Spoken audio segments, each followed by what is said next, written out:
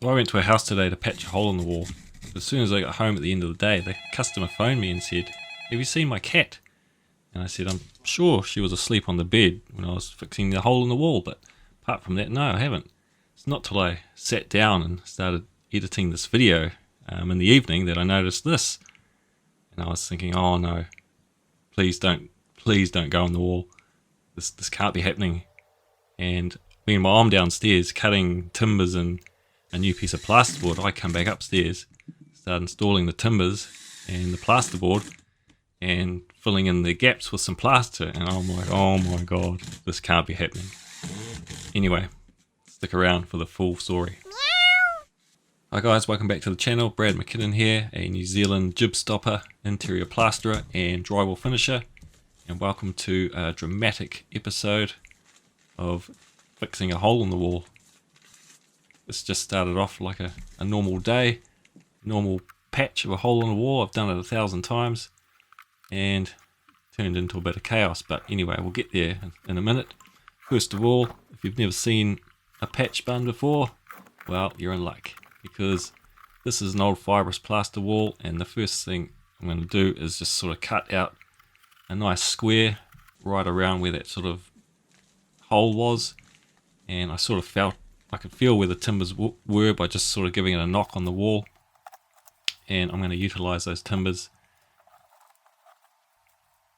I've cut out in the center of those studs there, so I don't have to put timbers on the left side and the top side, only on the bottom and right side. So anyway, so I've just gone downstairs to cut those timbers in the new piece of plasterboard, and this happened unbeknownst to me.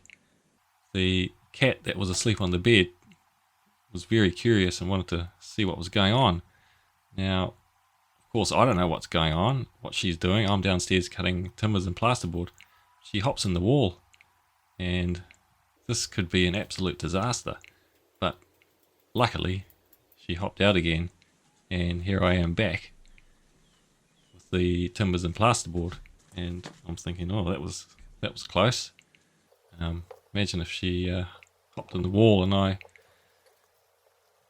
screwed the new piece on and she was trapped in there. But anyway, I just did a bit more, pulled out a nail, and I figured, well, I learnt that the piece of timber wasn't short enough. So I went back downstairs to cut it, and she hops in again. Now, this could have been an absolute disaster. I might have fooled you there at the start, but I came back just in time to get rid of her. Now, I apologise for tricking you at the start there, but I thought that might get you to watch the video. And now that you're watching, you can keep watching and see how I fix this hole, because maybe you've never seen this before. It's really interesting. Well, I think it is. And so what I'm doing is I've just cut those 2x2s, and I'm just screwing them through the fibrous plaster just to hold them there, and that's what I'm going to screw my new piece of plasterboard to. And that's going to make it nice and strong, because that old fibrous plaster is quite flimsy, and it's probably 70 years old. So that timber just strengthens it up, and I'm just going to screw that in through the timbers, and that's going to be nice and solid. And I like to just trim up those edges. They were quite loose. It's even got that old wall had wallpaper on it that's been painted, so that sort of paper was peeling away from the edges. So we want to get rid of all that loose stuff and get it all ready to pre-fill, and that's what we're going to do now. Now I'm working downstairs on this job.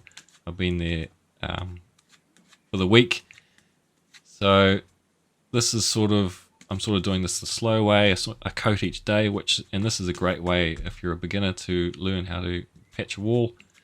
So I've just mixed up some quick setting compound, and we're just going to pre-fill that gap and let that dry. And we're back now the next day. You can see how much that's shrunk into the gap.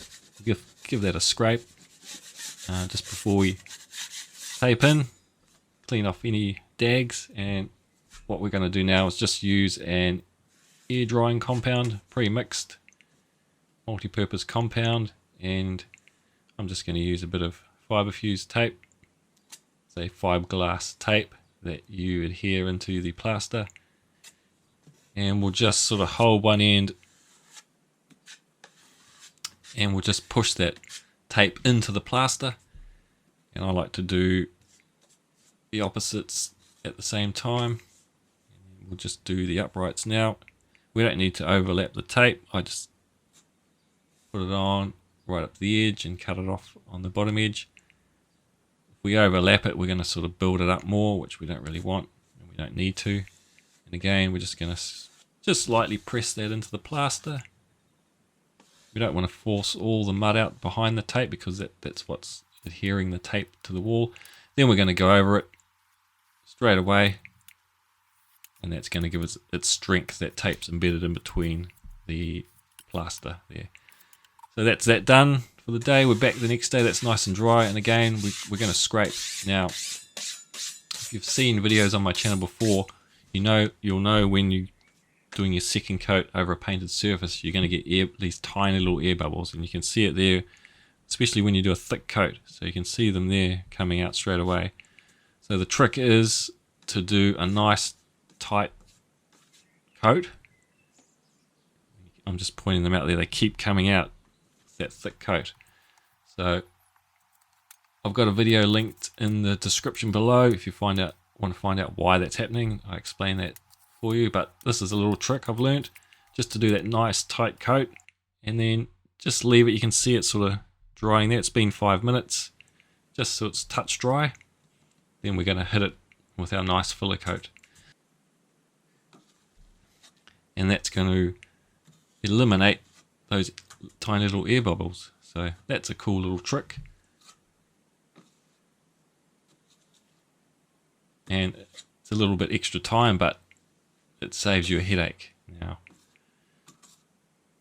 if you don't know this, you'll be fighting against those little air bubbles forever. So nice tight skim coat, wait 5 minutes, and then hit it with a nice filler coat.